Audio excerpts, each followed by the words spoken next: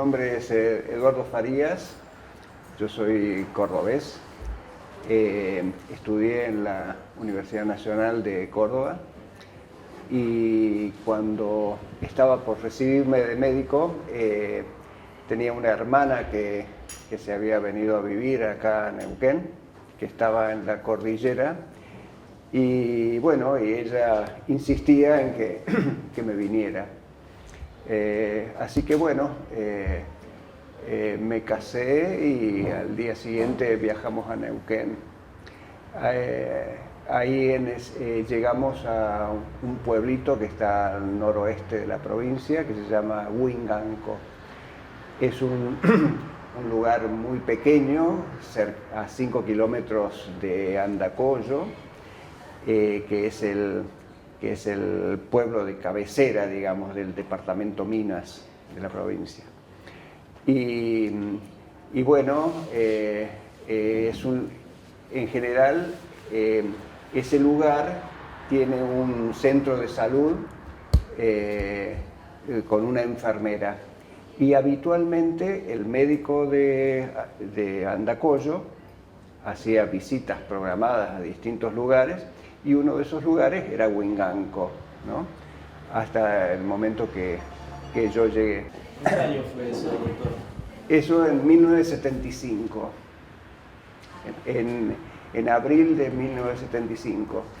Y claro, al llegar al lugar, y me gustó mucho, era un lugar muy pintoresco, y bueno, al relacionarme con los personajes del lugar, les gustó mucho la idea de que el pueblo tuviera un médico.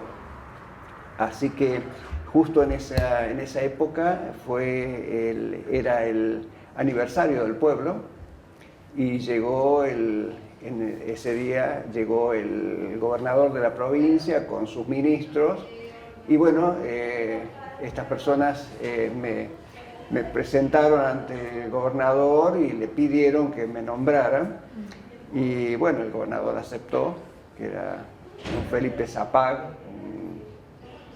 un gobernador muy especial de la provincia. Y bueno, a partir de ese momento, yo no tenía formación más que la de haberme recibido de médico. Y allí trabajaba con una enfermera que se llama Nilda Sepúlveda y con ella atendía a los pacientes del lugar y hacíamos visitas a parajes alrededor de Huinganco. Allí estuve un año y medio más o menos y de allí pasé a Copahue, que son unas termas que funciona en el verano y estuve una temporada trabajando como médico de termas y de allí me trasladé a Neuquén Capital para comenzar la residencia de medicina general. Evidentemente era una necesidad muy importante, digamos, mi formación de posgrado, ¿no? Y acá en Neuquén era muy conocida el sistema de salud de la provincia, así que allí empecé la residencia, hice la residencia en medicina general y bueno, fui de la cuarta camada de residentes. ¿Se llamaba de medicina rural? Sí, en medicina rural, sí. Y bueno, cuando terminábamos la residencia nos destinaban, fuimos 6 médicos los que salimos de la residencia, nos destinaban a un pueblo de la provincia y a mí me tocó el Huecú, un pueblito que está también al noroeste de la provincia, en un valle cercano a Copahue, Cabiahue, ¿no?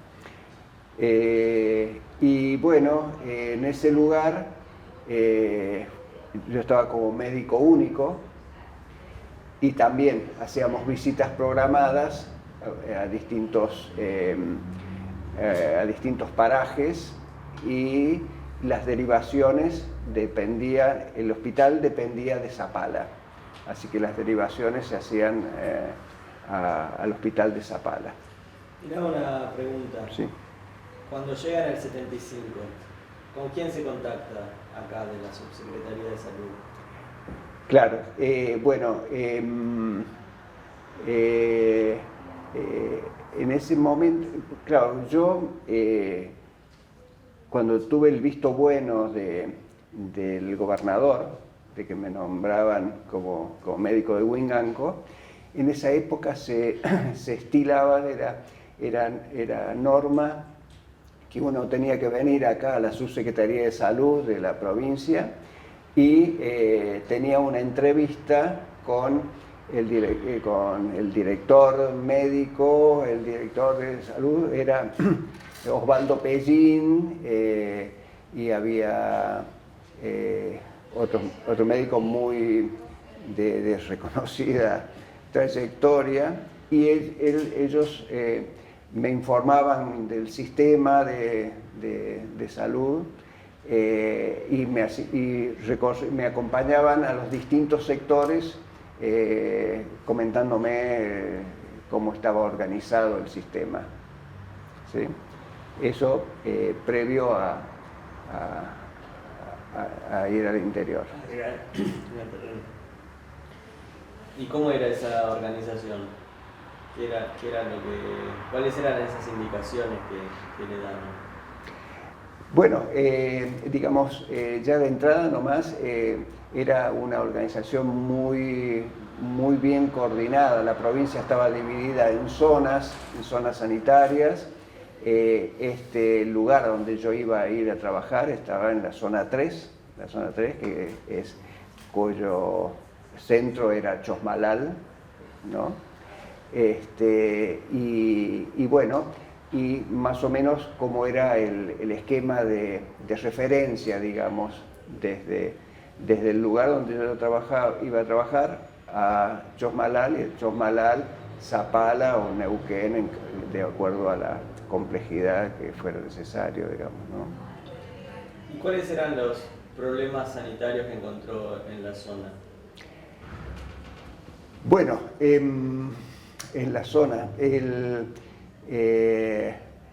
había problemas con la falta de agua potable, la parte de desnutrición infantil, aunque estaba todo muy bien organizado, ¿no? Muy bien organizado, donde cada médico tenía, digamos, los parámetros para poder moverse, digamos, ¿no? Yo tenía una ambulancia ahí en el lugar, y bueno, sabía que ante cualquier problema tenía que ir a Andacollo, y con el médico de Andacollo, si no se podía resolver Andacollo, íbamos a Chosmalal, ¿no? ¿Y cuando vuelve a hacer la residencia? Sí, claro, ya era otra cosa, ya era, porque en la residencia de medicina general rotábamos por las distintas especialidades básicas, o sea que ya uno tenía herramientas más importantes para poder manejarse. El problema era que, como era médico único, en un lugar que había luz eléctrica algunas horas del día, ¿no? Y, por ejemplo, a la mañana de 9 a 12, y a la tarde de 6 de la tarde a las 12 de la noche, después se cortaba la luz. Y yo estuve un año en ese lugar, en el Guaycú, y en ese año llegó la luz eléctrica todo el día, y además llegó un equipo un generador de electricidad, y además llegó en ese año la radio con la que uno podía comunicarse con los distintos hospitales de la provincia. Y eso fue muy importante porque ahí ya uno se sentía digamos, más acompañado, digamos, ¿no?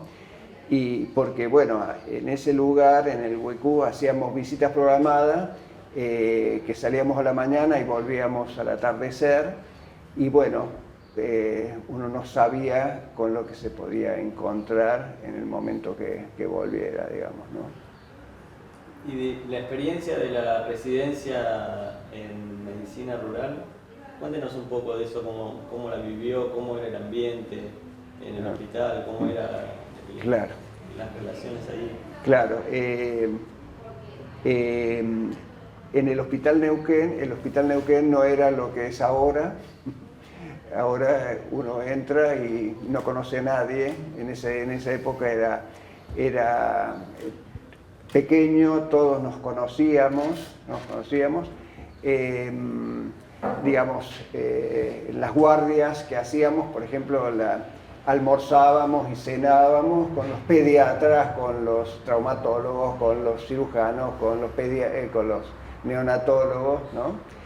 O sea que era muy familiar, era la única residencia en el hospital, así que bueno, nos sentíamos los dueños del hospital, digamos, ¿no? Sí. ¿Y todos eran dedicación exclusiva? Todo dedicación exclusiva. Todo dedicación exclusiva. Y los médicos de planta del Hospital Neuquén, en su gran mayoría eran dedicación exclusiva. Había también médicos de part-time, ¿no? Sí. ¿Y había alguna tensión entre los part-time y la dedicación exclusiva? Ese es un tema conflictivo de siempre, de toda la vida, sí. Imposible de que no haya conflicto, digamos, ¿no? Porque cada uno tiene sus pros y sus contras, digamos, ¿no? Y yo que después tuve que salir a trabajar como part-time, bueno, pude ver las dos caras de la moneda, digamos, ¿no? Y como cosa positiva, el full-time es el sistema ideal, solo que a veces tiene poco estímulo, porque si uno trabaja para 10, da lo mismo que trabaje para 5 o 4, ¿no?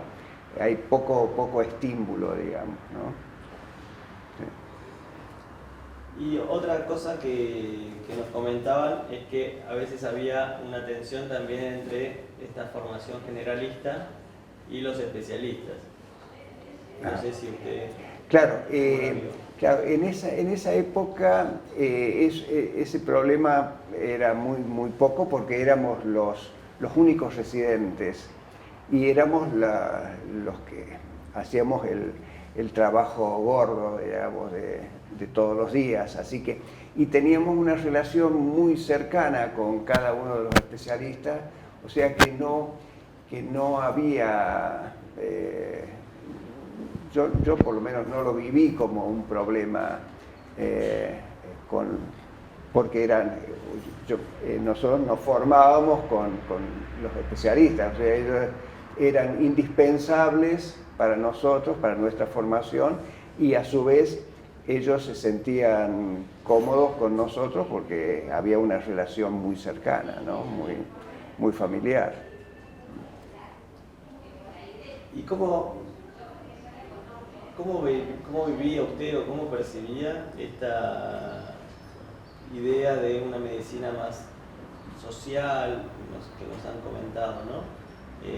Esta directiva fuerte de abrir el hospital, de ir a buscar, de ampliar la cobertura de la atención médica, esto que me contaba que hacía en el hospital de Bunganco o en el Huecú, y que también sí, es algo que nos comentan que era algo que atravesaba el hospital o el servicio acá en Neuquén.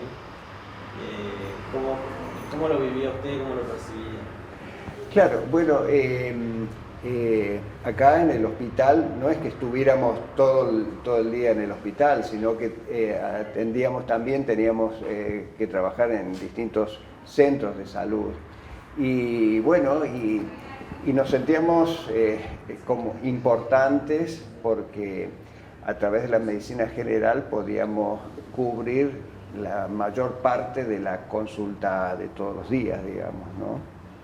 Y bueno, sí se necesitaba la parte de los especialistas, pero bueno, era un complemento.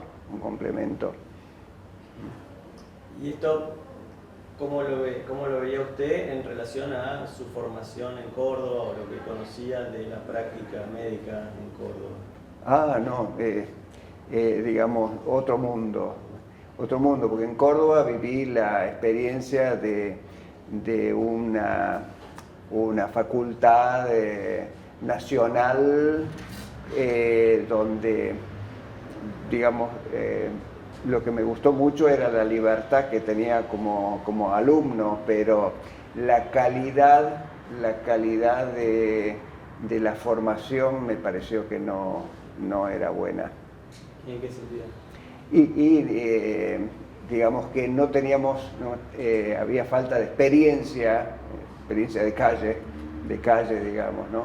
O sea, tal vez conocíamos por lo que estudiábamos en los libros o lo que estudiábamos en las cátedras, pero uno va pasando de cátedra en cátedra y bueno, y falta el contacto personal con las personas, digamos, ¿no?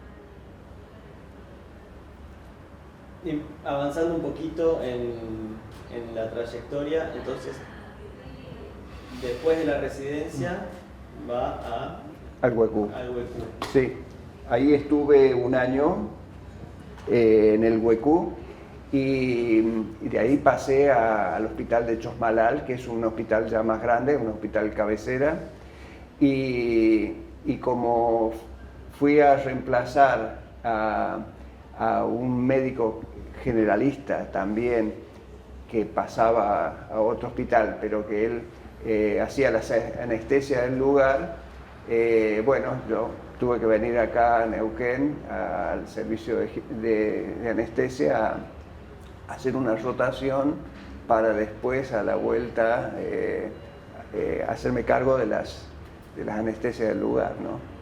Y además de la medicina general, ¿no? ¿Eso en Chosmalal? En Chosmalal, sí. Y en Chosmalal fue, sin dudas, el lugar donde mejor me sentí como médico, digamos, ¿no? Y incluso también a nivel familiar, digamos, ¿no? Porque era un grupo de gente muy comprometida con la salud pública, yo me acuerdo que vivíamos en casas oficiales, en una tira, y esa tira estaba, digamos, a la orilla de una ruta que venía del norte. Y bueno, uno estaba un domingo, por ejemplo, y escuchábamos la sirena de la ambulancia y bueno, y nos íbamos al hospital a ver qué pasaba, a ver si podíamos dar una mano, ¿no? Fue una experiencia muy especial. ¿Cuántos médicos había en el hospital? No sé, como 8 médicos, o sea, de pasar de ser médico único a un hospital ya con especialistas y bueno, fue otra experiencia, digamos, ¿no? Más rica, digamos. Una consulta le hago. Sí. ¿Cómo se manejaban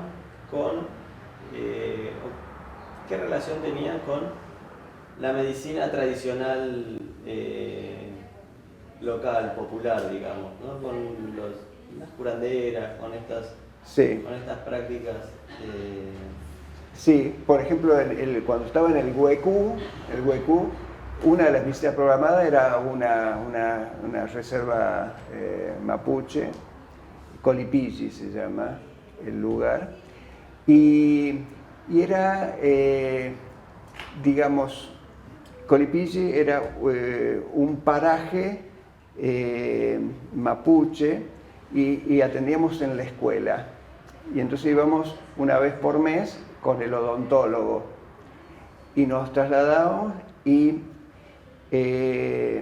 yo reemplacé a un médico generalista que también ex residente de acá de Neuquén, el doctor Calalesina, que era un artista, un artista, un genio, que estuvo, bueno, yo lo reemplacé a él. Y antes, en esa transición, fuimos juntos a recorrer los lugares. Y él siempre llevaba un grabador, y por ejemplo atendíamos en la escuela de ahí de Colipilli. Y la gente esperaba en la sala de espera, y él llegaba con su grabador, y él había grabado, por ejemplo, decía, música, ¿no? Y empezaba, me acuerdo, Richard Clayderman, ¿no? Con el piano. Escuchaba y la gente paraba la oreja. Y de pronto se cortaba la música y decía, la diarrea. La diarrea, bueno, tiene que ver con el agua y con una enfermedad que puede ser grave, sobre todo para los chicos, qué sé yo, ¿no? Por eso es que es importante hervir el agua antes de beberla, ¿no? Y se cortaba, seguía la música y de pronto se cortaba y decía, bueno, la caries, bueno, la tensión de los dientes, qué sé yo, un genio total, digamos, ¿no? Un genio, porque la gente escuchaba mientras uno atendía en la sala, digamos, ¿no? ¿Y cómo lo han visto ustedes como médicos ahí? Sí, y había, claro, era un evento social la visita médica. ¿Por qué? Porque era una vez por mes, entonces las distintas familias digamos, era la oportunidad de reunirse en la escuela, así que era un evento social, o sea, no tuvimos conflictos con los mapuches, ni mucho menos. No como conflictos, sino cómo lo valoraban, qué significaba eso socialmente, digamos. Claro, pero no teníamos contacto, digamos, de las prácticas de curanderos, o sea, cada uno estaba en su medio, digamos, ¿no? Seguramente la machi o el curandero del lugar hacía sus tratamientos, pero bueno, cuando las papas queman, consultaban al médico, ¿no? Y después de Chosmalal, entonces, en Chosmalal, ¿entre qué años estuvo? Uy, bueno, después de la residencia estuve un año en el Huecú, después pasé a Chosmalal, estuve por lo menos 2 años más, y después vine acá al Hospital Neuquén a hacer tocogineco, ¿no? Teníamos la posibilidad de hacer una especialidad. Y bueno, hice tocogineco, o sea, mi formación como tocoginecólogo, y volví a Chosmalal, pero ya como tocoginecólogo, ¿no? Y entonces mi trabajo era fundamentalmente como tocoginecólogo, pero además seguíamos haciendo las visitas programadas a los distintos lugares donde atendíamos lo que viniera, digamos, ¿no? Y esa decisión o esa voluntad de formarse en una especializarse, sí. ¿De dónde surge, digamos? ¿Cuál es la Sí, motivación? fue una, en realidad, empezó a surgir que médicos que habían estado en distintos pueblos, digamos, tenían la posibilidad de formarse en alguna especialidad.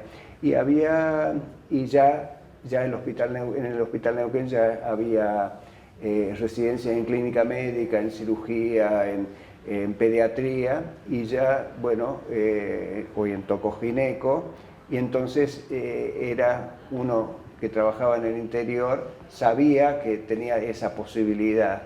Y bueno, a mí como me gustaba esta especialidad, bueno, fue la que elegí, digamos, pero otros compañeros míos eligieron otras especialidades, digamos, ¿no?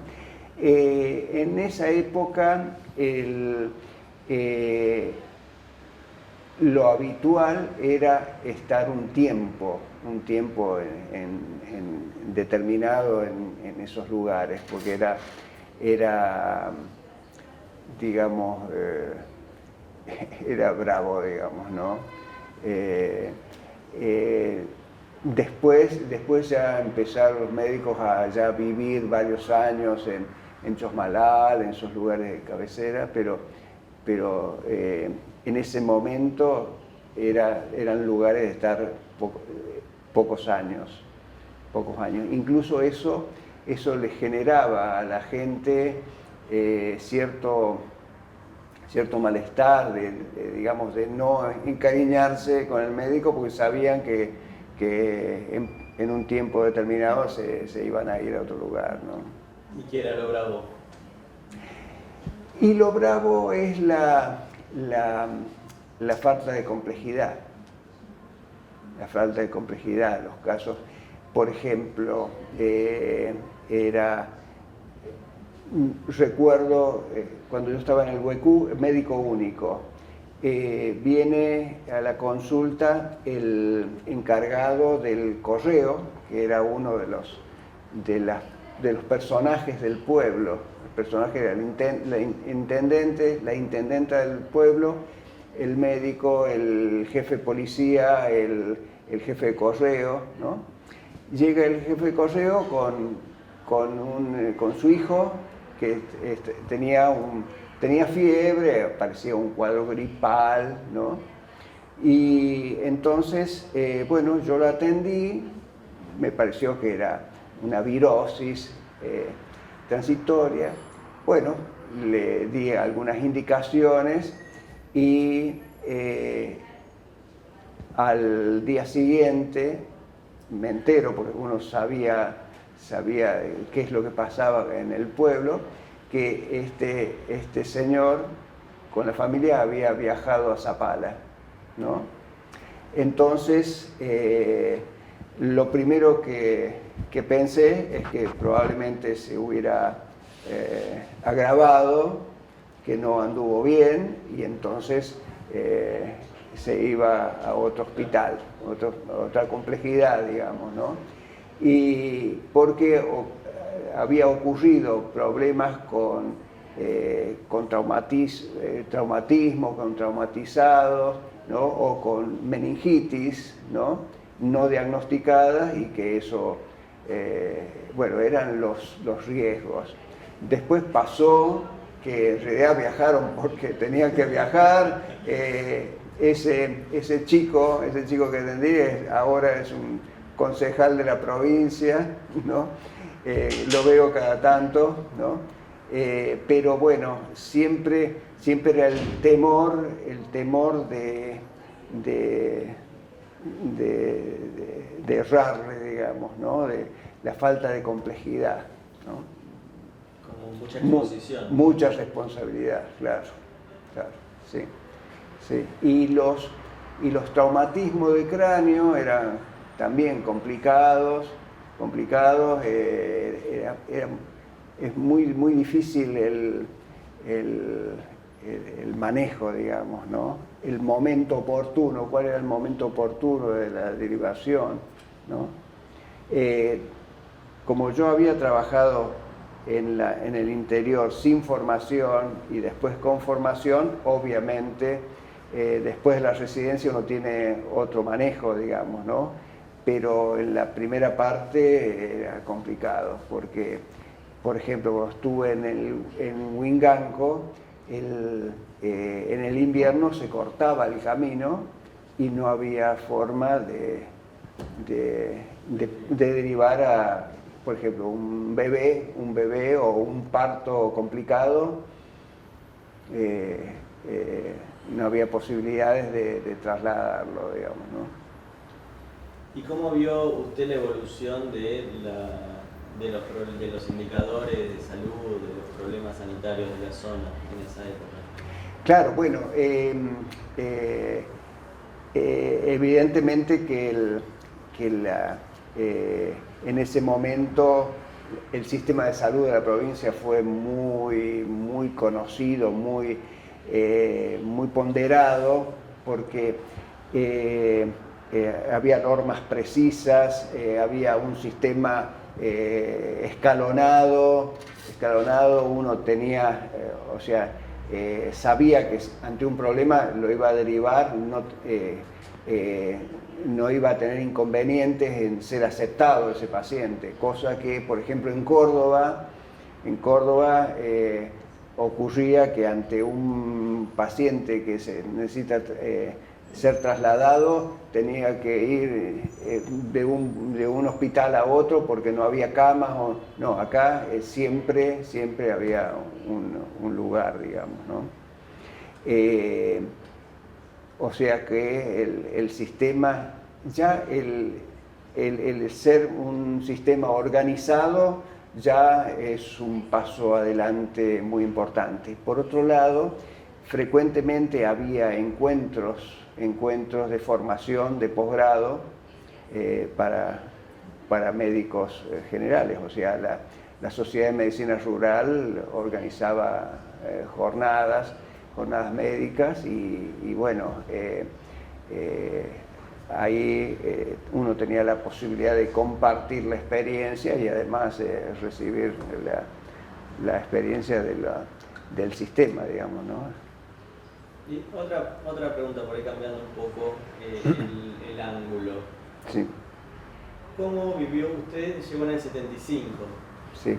¿Cómo vivió o cuál cree que fue el impacto del gobierno militar, de la dictadura militar? ¿Cómo impactó eso en el funcionamiento del sistema de salud? Claro, yo lo que percibí desde el primer momento es que este era un sistema que era muy caro y que el gobierno en esa época ponía todo el dinero que había que poner en este sistema de salud, ¿no? Cuando ocurrió la dictadura, bueno, ahí ya las cosas se complicaron en cuanto a esa organización, digamos, ¿no? De todas maneras, yo en esa época vivía en un pueblito que ni me enteré de todo lo que pasó, digamos. Después me enteré una vez que pasó. Me acuerdo que nosotros, por supuesto, no había televisión, teníamos radio, y me acuerdo que comprábamos la mejor radio, la Tónoma, qué sé yo, porque las radios que se escuchaban eran todas radios chilenas. Las radios chilenas tenían mucha potencia, así que era común escuchar las radios chilenas. Así que las cosas que ocurrían durante la dictadura, uno... No, pero ¿cómo afectaba al funcionamiento del servicio de salud? Eso, los cambios de autoridades, quizás, no sé. Sí. Quizás no percibiera que... Sí, digamos, el sistema siguió adelante a pesar de, ¿no? Hubo conflictos. Yo me acuerdo que cuando ocurrió el tema de la dictadura, se nombraron médicos que venían sin conocimiento de lo que era la zona de Neuquén, ¿no? Por ejemplo, el doctor Mantilaro, cuando yo llegué, él era el jefe de servicio de pediatría y era, para nosotros era un prócer, y cuando ocurrió el problema de la dictadura, bueno, tuvieron problemas graves de depresión, digamos, complicaron todo el manejo que ocurría en el hospital de mayor complejidad, sobre todo, ¿no? O sea, sin ninguna duda que afectó, digamos, ¿no?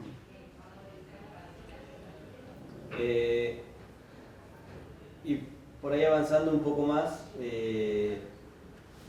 después de Chosmalal, usted vuelve, ¿y en qué momento deja el régimen de dedicación exclusiva? ¿Cómo fue eso? Claro, después de estar en Chosmalal, en un momento dado me llama un amigo, un compañero de acá del Hospital Neuquén, que había una vacante en el Hospital Neuquén, en el servicio de ginecología. ¿Se acuerda qué año fue eso? Uy, ni me acuerdo. No me acuerdo. Pero bueno, para mí era el sueño, digamos, de tener la posibilidad de trabajar en el hospital de mayor complejidad, ¿no? Así que fue un momento. Inmediatamente llegué a mi casa, me acuerdo, en Chosmalal, le dije a mi esposa, armamos las valijas y nos vamos a Neuquén, y mi esposa, la primera vez que pasó, que dije, no, yo no me quiero ir de Chosmalal porque era un lugar donde estábamos bien, uno podía trabajar, el equipo era muy familiar, nos conocíamos todos, y los chicos no había llaves, los autos, no existía todo el asunto de las rejas y todas esas cosas, digamos, ¿no? Y entonces, pero bueno, era la oportunidad que para mí era muy importante, ¿no? Y de ahí vine como médico. Como médico y trabajé varios años como full time, seguí siendo full time, que para mí era el régimen ideal, y que en un determinado momento tuve la obligación, digamos, tuve que estar obligado a pasar al part time porque tenía 5 hijos y la cosa, la parte económica era bastante, se ponía complicado, ¿no? Y así, bueno, así fue que pasé a part-time, digamos, ¿no? ¿Y eso sintió cómo lo vivió internamente? Y no es fácil porque sobre todo en esta especialidad, un tocoginecólogo, un parto, una urgencia, en cualquier momento uno tiene que salir corriendo y bueno, y hay actividades programadas que bueno, tenía que conseguir a alguien que me cubriera hasta que yo pudiera resolver el problema, y eso no es fácil, digamos, ¿no? O sea, la especialidad es muy especial, valga la redundancia, porque durante todo el día, a la mañana había que estar en el hospital, las cirugías, después en privado, las cirugías en privado, los partos a cualquier hora, entonces era una situación compleja porque uno no puede programar. Un parto se puede producir el día 10, el 11, el 12, un sábado, un domingo, a las 2 de la mañana, 3 de la mañana, y bueno, y eso a nivel personal y a nivel familiar hace estragos, digamos, ¿no? Y por ahí, para cerrar un poco, si tuviera que dar alguna opinión general o alguna visión general sobre esta etapa del sistema de salud, las particularidades, cosas que usted... Sí, yo estoy orgulloso del sistema de salud. El sistema de salud para mí es mi segunda casa. Pasé la vida adentro. Tan es así que cuando me jubilé a los 60 años, estuve 9 años yendo al hospital ad honorem a poder trabajar con los médicos jóvenes, ¿no? como docente, como asesor docente. Y bueno, estuve trabajando ad honorem hasta el mes pasado. Y siempre el hospital, el sistema fue para mí único. Si yo tengo un problema de salud, voy al hospital. Si mi familia tiene un problema, una urgencia, nadie lo duda, el mejor lugar es el hospital, ¿no? El Hospital Neuquén es mi segunda casa, digamos, ¿no? Y yo tuve que salir a trabajar en privado por razones económicas, digamos, obligado, digamos. Pero ojalá hubiera sido full time toda la vida, ¿no? ¿Quiere agregar algo? ¿Le gustaría...? Sí, digamos, como que muchas veces surgen dificultades entre generalistas y especialistas, ¿no?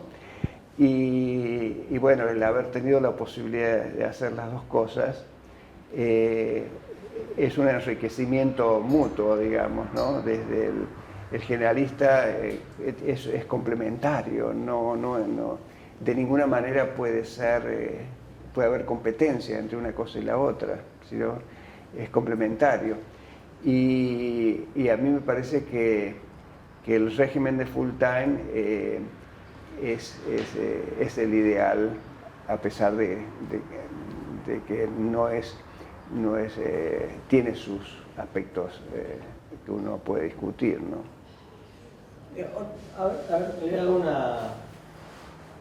A ver qué opina usted de esto y cómo lo ve como médico. Nos da la sensación, o uno puede ver en estos trabajos, que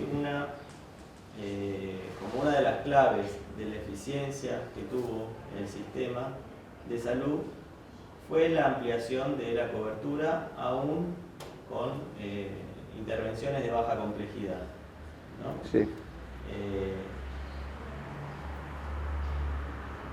Parece ser que fue una estrategia muy eficiente, ampliando la cobertura con estos centros de salud, con los puestos de salud, con la idea de que la mayor parte de las intervenciones no requieren mucha complejidad.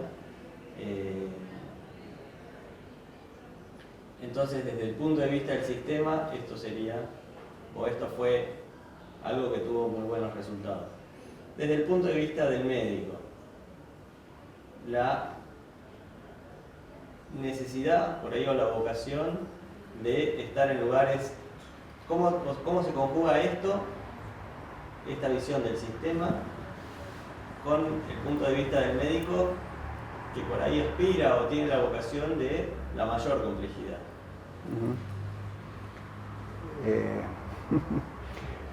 Mira,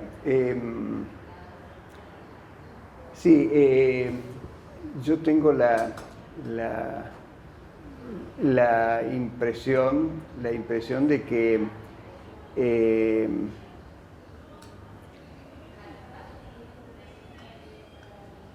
a ver cómo decirlo,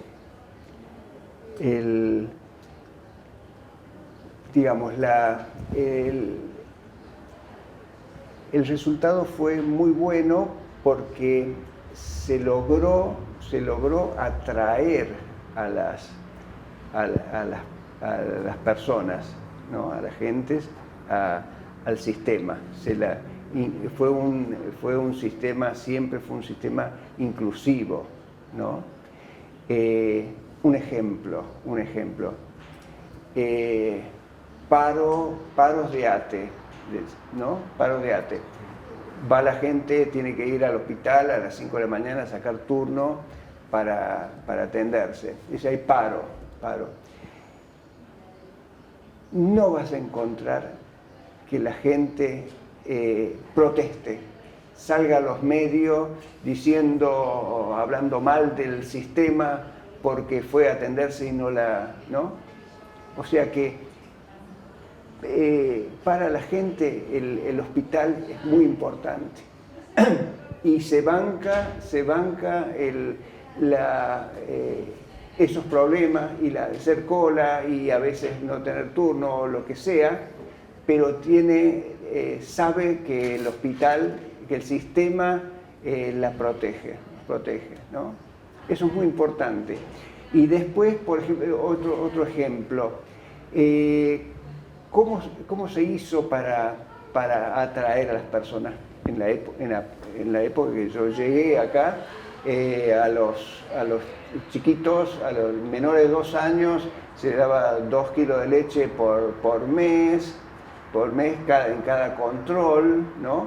A las embarazadas 1 kilo de leche por mes, o sea, se atrajo a la población. ¿Por qué? Porque había muchos partos domiciliarios, eso dejaron de existir, entonces las muertes maternas desaparecieron prácticamente, ¿no? O sea, como que se logró. Y a veces eso, el día de hoy, por ejemplo, hay esquemas de prevención que dice, bueno, por este sistema vamos a prolongar el tiempo entre un control y el otro, ¿no? Por ejemplo, el test de HPV, digamos, ¿no?